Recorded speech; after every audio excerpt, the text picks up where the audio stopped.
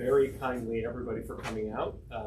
This is the first one of these I've ever done, and I solicited some feedback and suggestions, comments from the publisher and from my agent, and they emphasize don't read much, keep it very short, because people tend not to want to be read to excessively. So what I'm going to do is start with a brief reading here. I've timed it. It's 5 minutes and 52 seconds. So if you feel yourself starting to fade, just check it out. And that's how much time you have left. And then I'm going to read a second, very brief excerpt that's like 10 seconds so that you can all make fun of me for getting something wrong right off the bat with the book. So they told me not to be too self-effacing, but I really can't help it. The book begins with me sort of describing my own relationship over time with, the Democratic Party, which is like, it is for many people, a combination of enthusiasm and frustration, the wanting them to do well and then wondering why they can't do a little bit better after they've won and actually have a chance to hold on to power.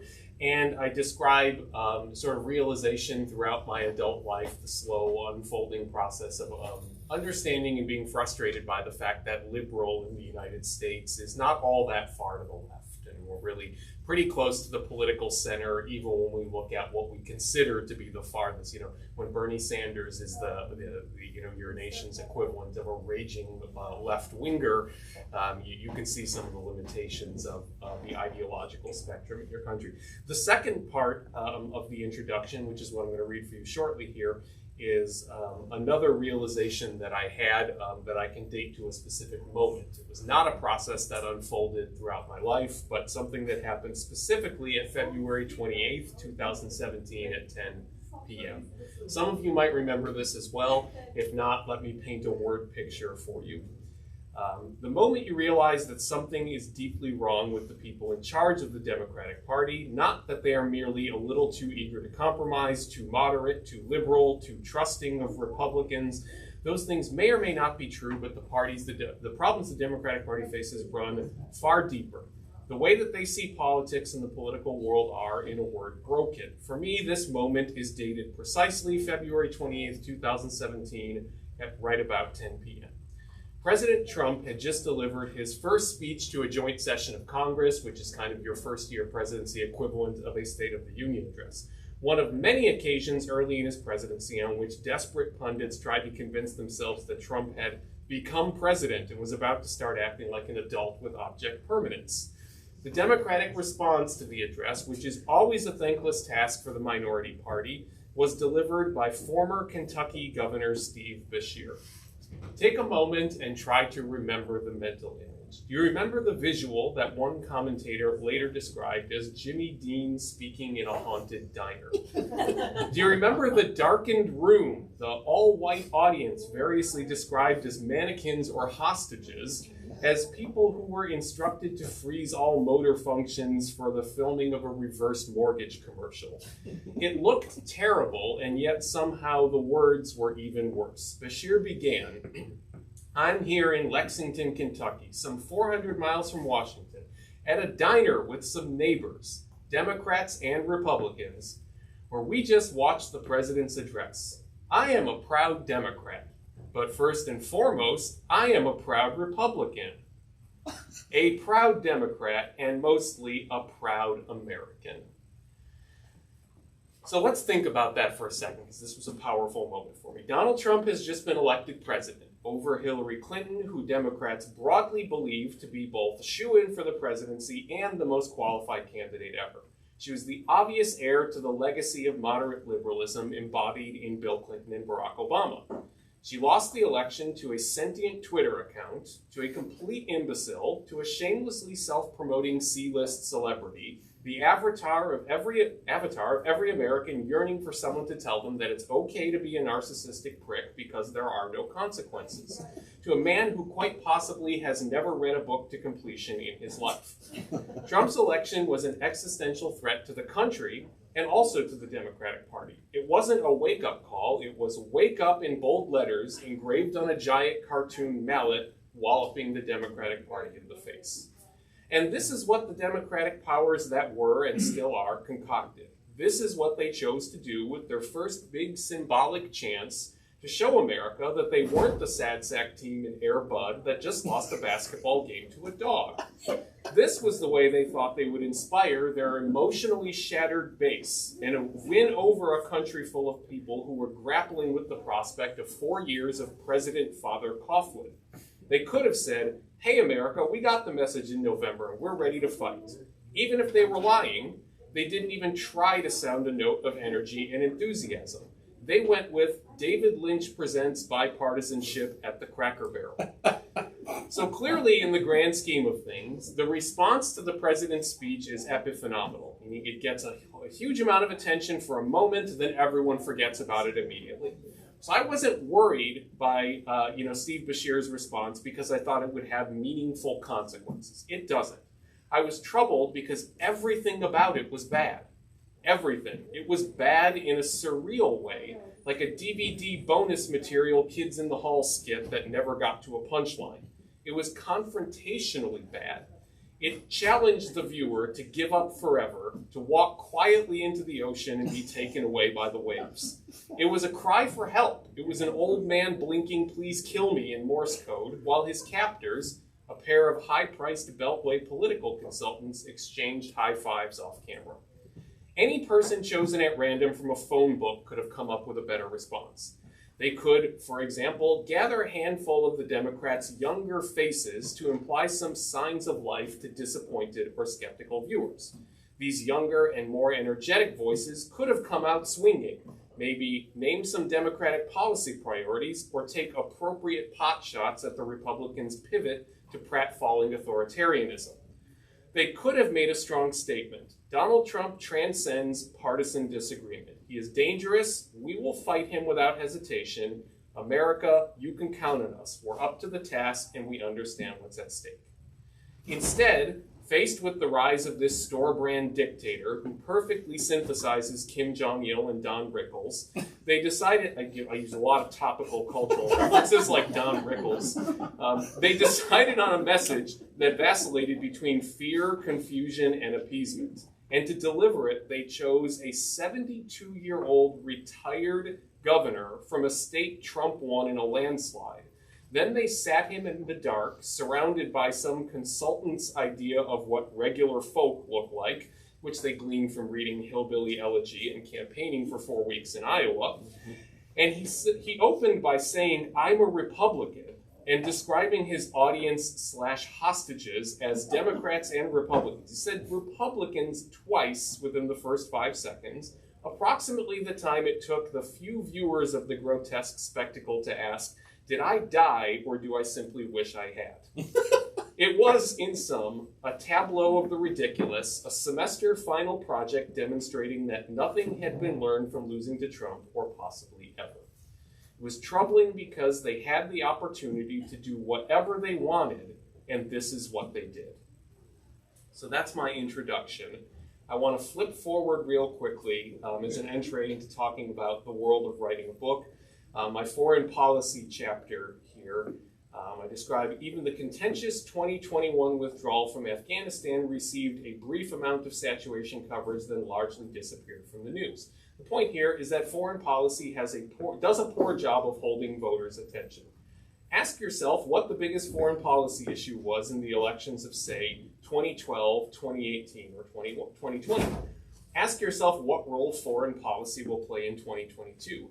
If you can figure that out, you're a bigger foreign policy aficionado than most of us. Then 4 weeks after the editing deadline, Russia invaded Ukraine. So one of the challenges and risks of writing a book about partisan politics that's contemporary is that there is a long lag between when the book comes out and when people actually read it. And you get to find that some of the things you said are wrong by the time the book actually comes out. So that's an example of the sort of challenges of the process. And I feel very stupid with so few people here. I'm just going to sit here rather than stand at a podium. Is that okay? All right. Thank you very much.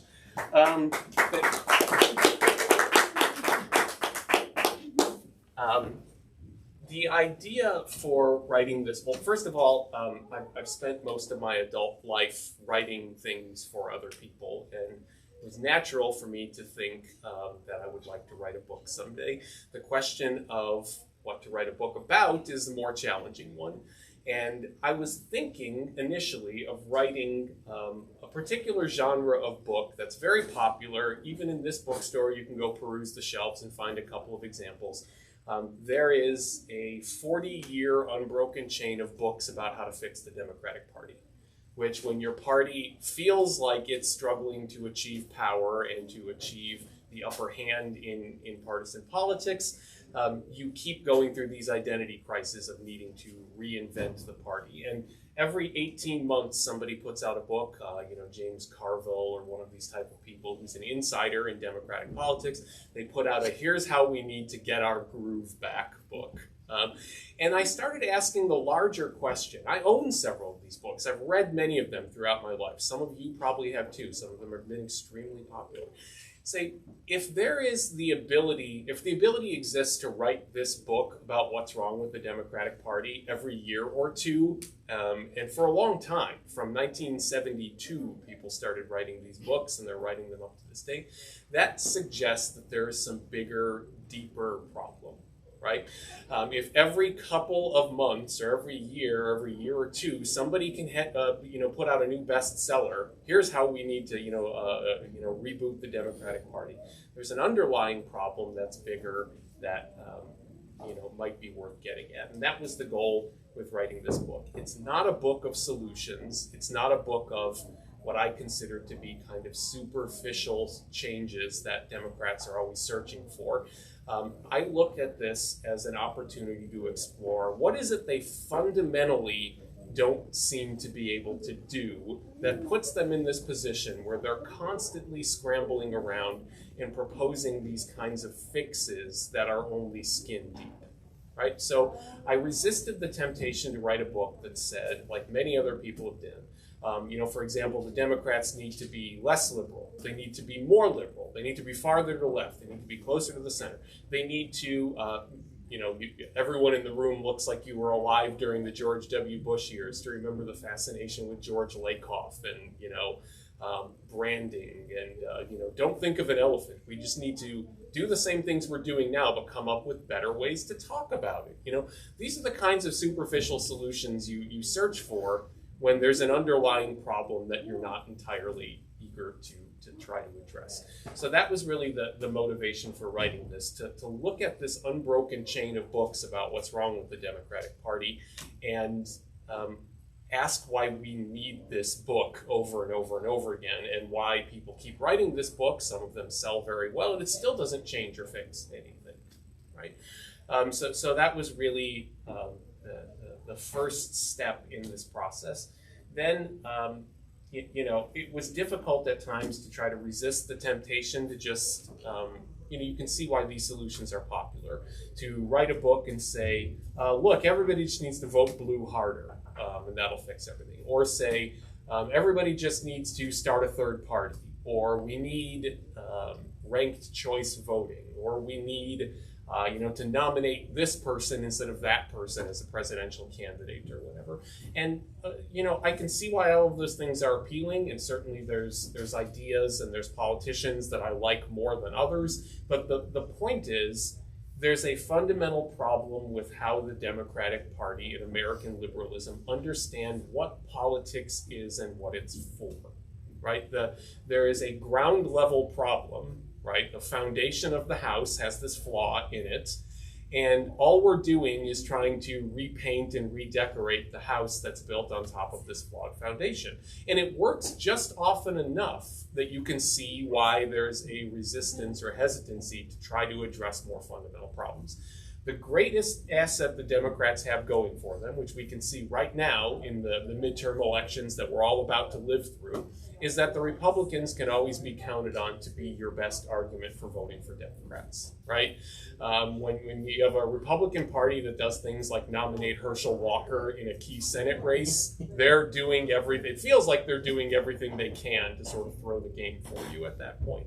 But at the same time, there's a fundamental set of changes that have taken place in how the Democrats understand who their core voters are, what they need to do to appeal to those core voters, and what they need to do to be successful when they have an opportunity to hold power, like they do right now and have since the 2020 elections, at least at the federal level. So that's what this book is really about. It's examining what are the things that keep coming up over and over. What are the problems they have that prevent them from being able to hold on to power when they get it, right?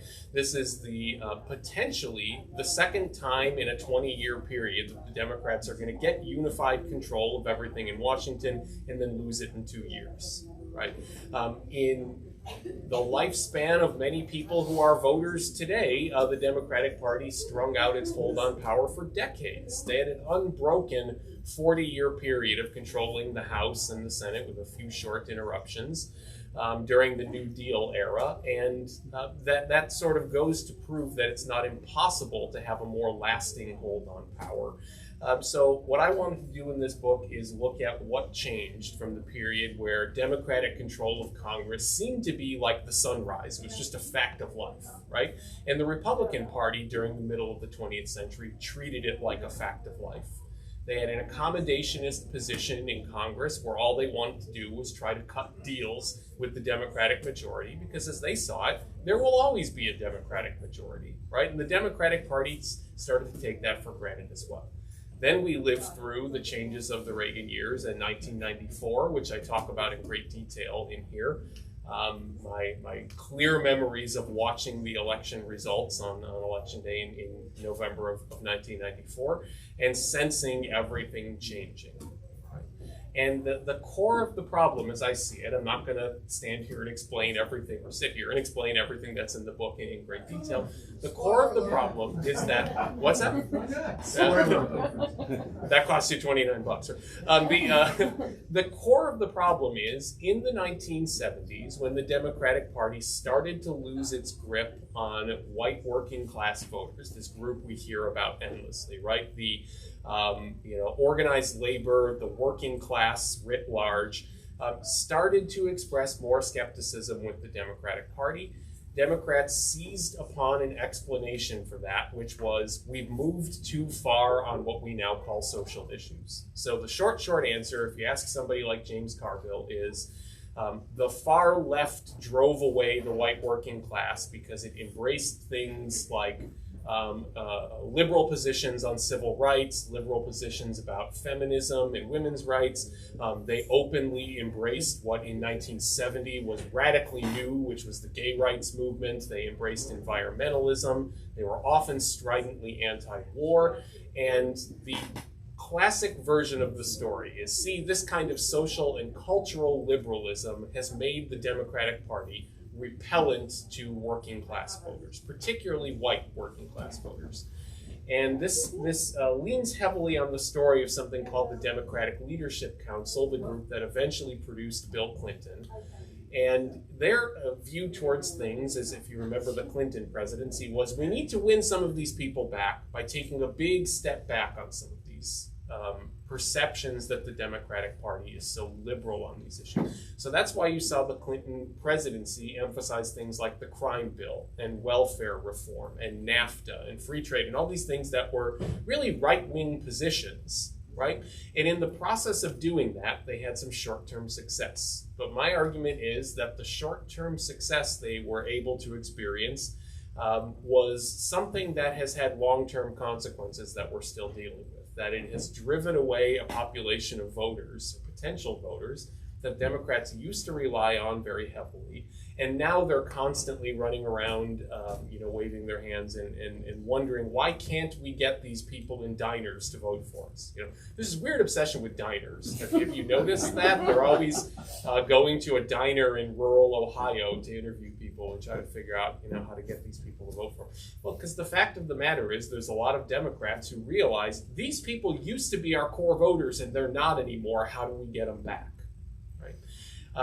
The flip side of that, of course, is that 50, 60 years ago, Democrats would have done terribly in a place like Chapel Hill, where everyone has 2 postgraduate degrees and is fairly, compared to the American population as a whole, fairly well off. It's a nice affluent area. This is now bedrock Democratic territory, and it wouldn't have been in the past.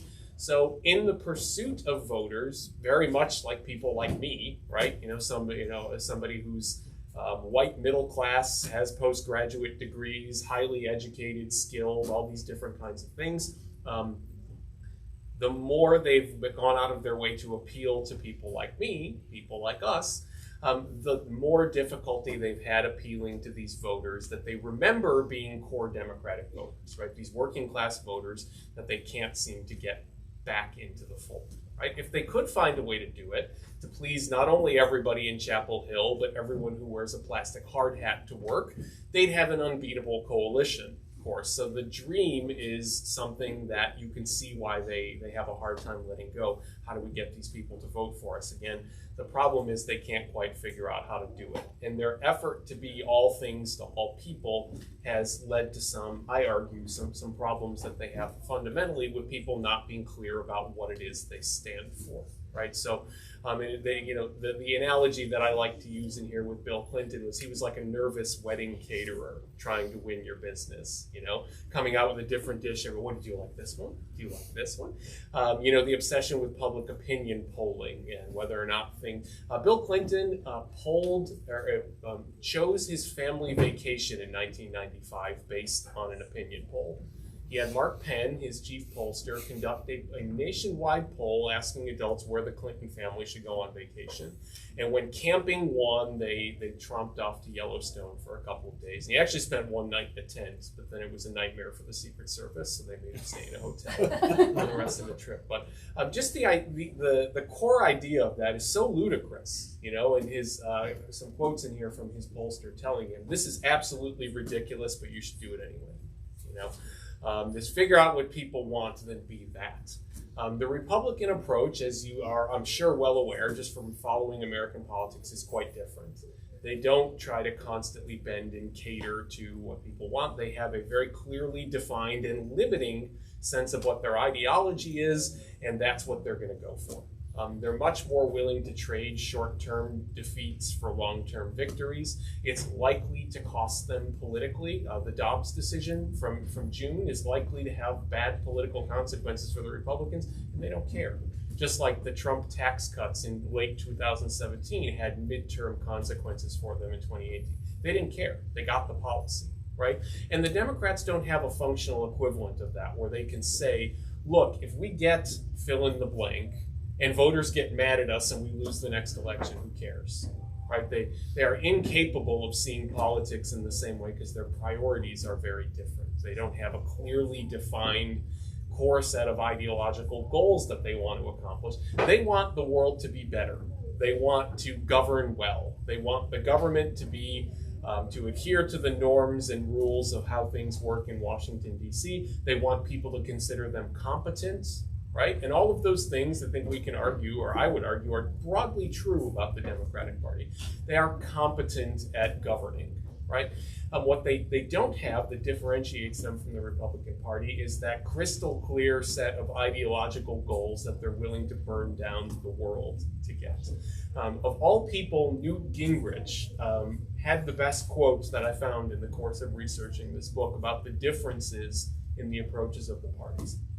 Republicans take power and ask, how many things do we need to change and how much do we need to break about this system to get what we want? Whereas Democrats take power and they say, what is the most we can get without breaking anything or changing anything? You get this sort of core difference in the way they see things. The Republicans, there's no rule they won't, think of Mitch McConnell. There's nothing he won't change. There's no norm or rule or code of conduct for Washington that he won't, gladly drive a bus over in order to get what he wants. He will burn down the whole Senate in order to make sure that it produces the outcomes he wants. Democrats, on the other hand, picture Mitch McConnell going before the Republican National Convention and saying, well, we really wanted to get some things done, but the Senate parliamentarian told us we couldn't. He'd be laughed off the stage. He'd be laughed out of the party for doing that.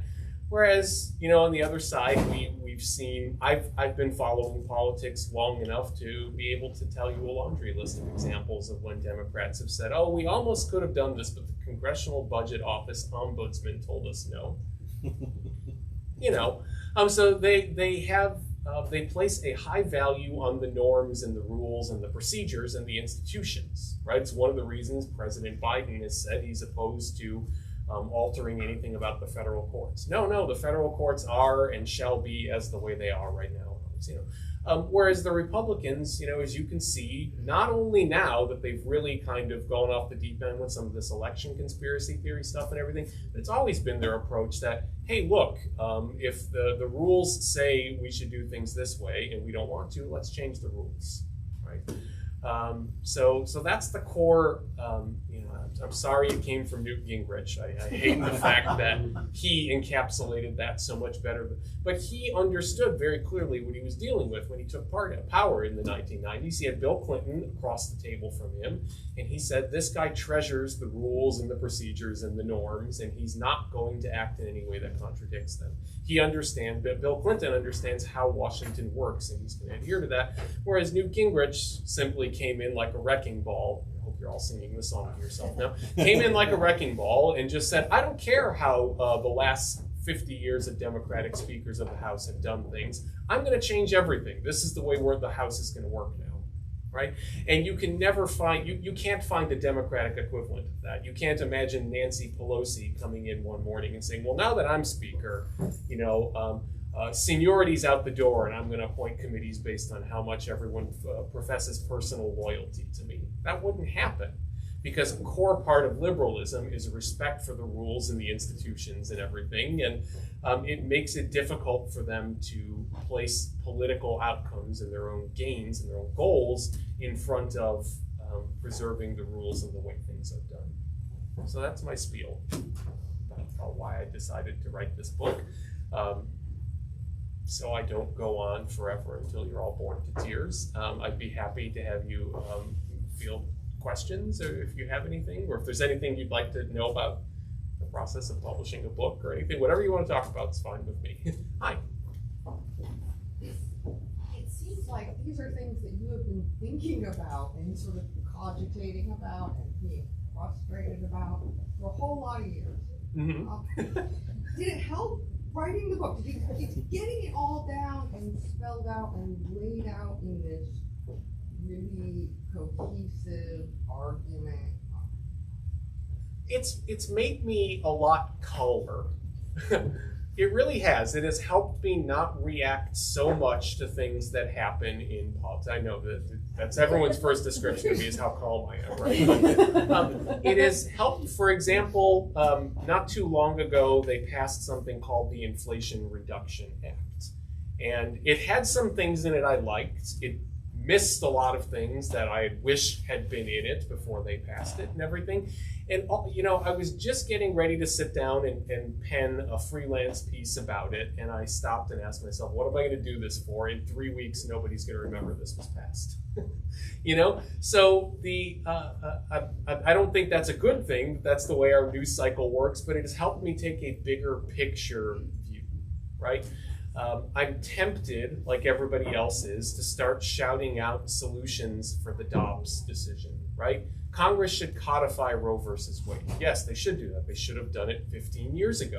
Barack Obama said it was going to be his #1 priority when he was elected president. Then he never did and mentioned it again after he got into the White House, But I have this realization now that there's a fundamental problem that doesn't change based on the outcome of specific issues like that. So if they were to tomorrow pass a bill that codified Roe versus Wade or codified abortion rights by legislation, the Supreme Court's likely to overturn it. So we have this more fundamental problem. How did they let the Supreme Court get this out of hand? Right? And the answer isn't, well, Hillary Clinton lost in 2016 and that ruined the Supreme Court. It certainly did change the trajectory of the Supreme Court, but the core of the problem is they had a bad solution and a bad approach to the politics of filling the federal courts for decades. They got outplayed by the Republican Party, which is well organized, has groups like the Federalist Society creating this conveyor belt of conservative justices who are ideologically litmus tested before they get the stamp of approval. And then when they're confirmed and put on the bench, then you know exactly predictably how they're gonna rule. Liberals have no equivalent for that. They've tried a number of times to try to create, well, we'll create a liberal version of the Federalist Society. Then 2 years later, the group folds because it can't raise $1 million. They can't keep focus on these long-term ideological goals the same way the right can. The right did not achieve what they're achieving right now overnight. There were people writing books about the Republican Party in the 1960s that were from the same kind of, oh my God, all is lost. How are we ever going to get back on top again? How will we ever achieve power again in the future? And the answer is it took them 40 or 50 years of consistent application of some of the commitment to these core ideological principles. And unfortunately, I think the best solution from the Democrats' perspective right now is they're going to have to do much the same thing. They're going to have to build, they're going to have to commit to a core set of ideological goals that are popular, not just what they like and what they want, but what's actually popular. And it's going to take some time to turn things around. I would love to have finished this book and said, nominate Bernie Sanders and that'll fix everything. Or, start a third party, or, embrace the, Green New Deal or something. Take your pick. None of these individual things is going to fix it. And writing the book really did help me clarify and understand that. There's a bigger problem that transcends any of these specific things that we think about. That's the goal with the book. I want people to get to the end and come away and understand, oh, that's why they're struggling, right? That's why long-term, the Republicans seem to be winning, the liberals seem to be losing, because they're approaching this process in a very different way. What they think politics is and what it's for is just very different. Republicans think politics is about gaining power and then using it, period. The Democratic Party doesn't quite approach it the same way. They did at one point in the past, but a lot of things have changed. I was going to ask if you see that happening, what you just said, like the Democratic Party. Well, here's what I worry. Taking a page out of the playbook. I think they're eventually going to get there. I think the Democratic's electoral fortunes have not sunk low enough where they have ever felt the need to tear the party down to ground zero and start over. Even after 2016, everybody to the left of Mitt Romney was devastated by Donald Trump winning that election, right? But a lot of other things were there were other good signs that their majority or their minority in the House and Senate at that point was not that crushing. They were close enough to winning the majority. And in 2018, they did win the majority in the House, right? So if the Democrats were taking drubbings on the scale of what Franklin Roosevelt and the Democrats handed out in the 1930s, they might be having national conventions where they say, whoa, we're getting crushed. We need to fix everything. But the way politics is structured right now, they continue to do not bad, right? They're not doing so terribly that they feel the need to tear things down and rebuild everything from scratch. That's one of the core points I try to make right up front in the book. The argument I'm making is not that the Democratic Party is bad and has never done anything good and has never had any success. Obviously it has. We've lived through it. We've seen it. We saw a number of instances that we can all think of fairly easily of when they've gotten something good done, or when they've had an election like in 2008 where everything seemed to go their way, right?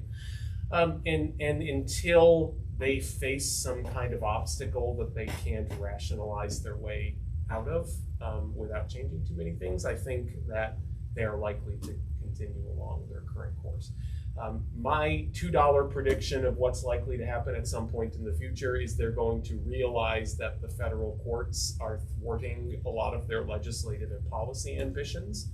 The Republicans have a stranglehold on the Supreme Court right now that's not likely to let up anytime in the near future. These people are young. Most of them are very young.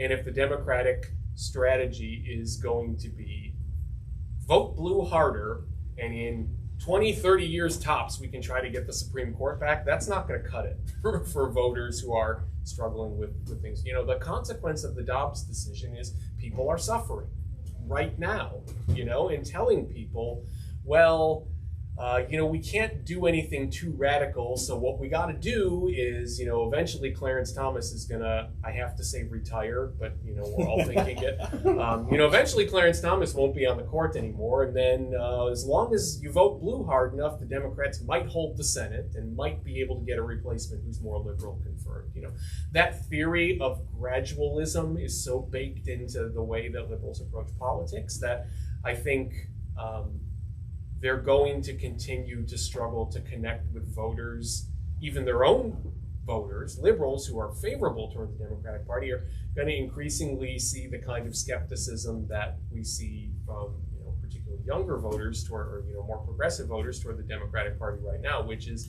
you're not taking this seriously enough. If you were, you'd be, every option would be on the table. You wouldn't be telling us things like, well, sorry, our majority isn't big enough.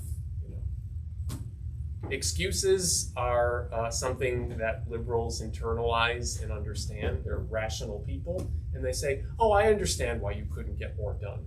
Whereas the Republican approach is considerably more bloody. They love challenging their own candidates in primaries from the right. If they make anything other than complete fealty toward the Republican worldview, boom, here comes a primary challenger.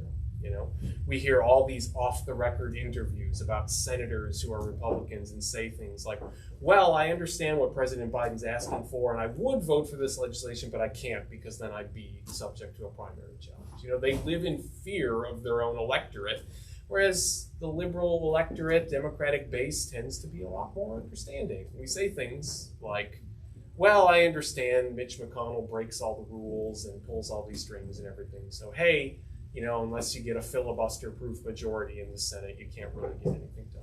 Well, when is that going to happen? What are you telling people when you say, well, the answer is we need 60 in the Senate. Better make it 63 just in case you lose Manchin and Sinema. You know, how realistic? You're effectively telling people, look, we can't fix these problems. If you're telling them things like, look, just vote for us hard enough that we get like 60, 70 in the Senate, and then we'll start fixing things. Realistic. So I think it's slowly starting to dawn on them. Right now, we're watching in real time as they realize, hey, wait a minute, anything we pass through Congress, this Supreme Court is just going to eviscerate, right? It's starting to dawn upon them. You know, President Biden is doing something that I think is very rational in response to Dobbs. He's promising voters, look, if we come back with a majority after these midterm elections, we will do abortion rights legislative. We will pass something that codifies Roe versus Wade. And that's great. That's a good idea. We have a federal judiciary right now that's structured to make sure that that's not a solution. So the question is then going to become, I think for more and more voters, well, what are you going to do about this? You kind of lost the federal courts. How do you get them back? How are you going to overcome the fact that the Republicans have established this kind of permanent veto over liberal legislation? You know, that's going to be a big problem moving forward. And just vote doesn't solve that problem. You know, I think the Democrats are going to do better than they have any historical right to do in the midterms in a couple of weeks. I'm nowhere near as bleak about the midterms as a lot of people are. I think we're going to be pleasantly surprised. The Republican or the Democrats are probably going to hold on to the Senate, the razor thin margin. I wouldn't bet money on them holding the House, but if they do lose the House, the Republicans, their caucus as it's currently situated, if the Republicans come out of these midterms with a 5-seat majority in the House, they're going to spend 9 months just electing a speaker. You know, they're totally divided, and they have so many, Republicans who are just completely crazy in their coalition that I think you're going to see them struggle to just to govern on the most basic level. But nonetheless, the Democratic Party faces some fairly insurmountable problems. What are we going to do the next time there's a presidential election and some Republican state legislature in a place like Michigan just decides after the fact that they're going to appoint their own slate of electors to vote for, one of the Duggars or whoever the future of the Republican Party is, Donald Trump Jr. or whoever they end up throwing up there, a board with a face painted on it with a swastika on the forehead, whatever their future is in terms of the candidates they're going to throw. What's the Democratic response going to be? To hold up a copy of a dissent from a Supreme Court decision and say, hey, wait, this says you can't do that. Well, they're going to do it. Then what? And these are some of the problems that I think that the Democratic Party has refused to look at for a long time. They've convinced themselves, as Barack Obama did for 8 years when he was president. One of his favorite quotes about the Republican Party, I found 60 instances of him saying, the fever will break, right? The Republicans are in the midst of this Tea Party craziness. They have this fever, but they'll get back to being normal soon enough. We heard the same thing from Joe Biden in 2020. As soon as I win and Trump is gone, there's 9 Republicans in the Senate who are going to have an epiphany and start working with me. No, they're not. They're not. There's not a fever that's going to break. The Republican Party is moving as right-wing parties around the world are moving in an anti-democratic direction, right? They're decoupling power from elections. They're doing that everywhere, including here in the United States. And it is, it's created a situation where I feel like we're still at a point where things are going to get worse before they start to get better. I do have confidence they're going to start to get better. I think that the wake-up call that American liberalism needs to sort of realize, hey, wait a minute, some of our fundamental approach to what politics is wrong, has not come yet. It's not going to be pleasant when it does come, but now that I've bummed everybody out. It sounds like you're talking about addicts here. Like we're waiting for the party to hit rock bottom. Like Absolutely. in an awful conflagration of, I either kill myself or, Well, don't do that. So no, but I mean something. The parallel, of personal implosion is so terrible that everything changes. But that requires the whole nation to go along with it. Well, it requires. I think one of the biggest. My last chapter is entitled "The Last Chapter Problem" because writing the last. I laughed at my own joke there. I'm sorry. Writing the last chapter of a book about politics is so hard. I've read hundreds of these things in my life, and they always end with the prescription, right? The author gets to the end, and he says, if the Democrats would just quit this woke stuff, suddenly it'll solve all these problems. Or authors farther to the left often say, and that's why we need to start a third party. That'll fix things and everything. It won't. There's no prescription that just solves the problem like that. There needs to be a change in mindset. But one of the things that I think is obvious is that there needs to be at some point a change in leadership. The whole country won't come along with you at once, but there needs to be some indication that the people in positions of power kind of get it. You guys remember when a crazy person tried to mail Chuck Schumer a pipe bomb about 2 years ago? Do you remember what Chuck Schumer's response to that was on Twitter? He jumped on Twitter and he posted a picture of the newspaper article announcing that the FBI had placed under arrest this guy who was trying to pipe bomb Democrats, next to a Washington Post story about someone heckling Mitch McConnell at dinner. And Chuck Schumer argued, these two things are the same and both sides need to tone things down. Like, this person wanted to kill you. Like, it's not a metaphor. They literally were trying to mail you a bomb and kill you. And your response to that is to both sides it and say, well, there are problems with civility everywhere. Some of us have nasty words for Mitch McConnell during his soup course. Some of us mail people bombs. Like those two things are the same. So the leadership is just in this mindset that, the Republican Party is, during election years, the leadership's message is the Republicans are so evil you have no choice but to vote for Democrats. And I sound kind of dismissive when I say that. I think that's a good argument, right? And I think that's one of the things that motivates a lot of people to make sure we do keep coming out and voting, But at the same time, then when the election is over, the Republicans are no longer these dangerous lunatics who must be kept away from power. They become our valued partners in governing, And it's such dissonance, You know, to hear Joe Biden going on TV and saying things like, look, Mitch McConnell is my friend. You know, what? What? Mitch McConnell is your friend at the same time as you're gearing up for a midterm election where your core message to voters is the Republicans are so dangerous they can't be trusted with the levers of power, but they're also your buddies. Like, you feel like some sort of outreach is going to bring them around to wanting to work with you or whatever. So leadership changes are one of the easiest sort of prescriptions. The top 3 Democrats in the House right now, as we're sitting here, 82, 83, and 82.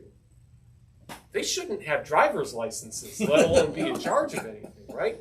What has Steny Hoyer ever accomplished in his 45 years in a position of leadership in the Democratic House? What is their track record of success that justifies keeping these people in their leadership? Do you know why Chuck Schumer is still Senate Majority Leader? Because no other Democrat in the Senate wants it. They see the task before them, and with the parties as they're currently constituted, is basically, you know, he has the job because nobody's ever tried to take it away from him, you know? The Democrats have held the House for 8 of the last 27 years, and Nancy Pelosi's leadership has never been challenged. Why? What's the, you know, if you're winning constantly, you know, you're the LeBron James of politics, and you have this highlight reel of victories and success stories, yeah, then you can justify just saying, well, I have a lifetime grip on leadership. But, you know, I don't argue that Nancy Pelosi's never done anything good, that there's nothing good about her as a political leader. I think that a rational party would look at somebody who has helmed a ship that has kind of gone astray over the past couple of decades and say, have you done a good enough job to justify keeping leadership positions, you know? And Newt Gingrich was great at that. He came in and said, look, I don't give a shit how long you've been in Congress. I don't give a shit if you've been a committee chair since I was born, you know, since Newt Gingrich was born or whatever. If you're not meeting these standards that I'm going to set for getting things done, you're out. And I'll appoint someone who's 33 and just got here, you know? And the Democrats don't have quite the same approach to their own internal politicking. So the easiest, and I say easiest meaning the most accessible sort of suggestion is, you know, they're going to have to start with a leadership change if for no reason other than these people can't live forever. You know, like eventually they're going to have to, the issue will be forced. Again, I don't want to say what we're all thinking, but, you know, Nancy Pelosi's not immortal. She's not going to live forever. And eventually there's going to have to be a next speaker, you know. So a new generation of leadership that sees the Republicans as an existential threat, not as something they see through this gauze of, well, back in the 80s, we all used to get along. We played a congressional softball game every year, and it was great. We were all friends. Okay, that was a long time ago. I hate pointing this kind of thing out, but the 80s were 40 years ago because we all remember the 80s, and we don't like to think of it being that long ago, but it was. That was eons ago, you know? That was the amount of time between the fall of the Berlin Wall and World War II. That's a long period of time. And the same people are still in charge. And you're likely to get a lot of the same results and the same fundamental approach if you have all of the same people in charge. So, long answer to a short question. I'm good at that. I'm getting the wrap it up clock. That's great. Thank you for coming. I appreciate this. I know there's a lot of stuff competing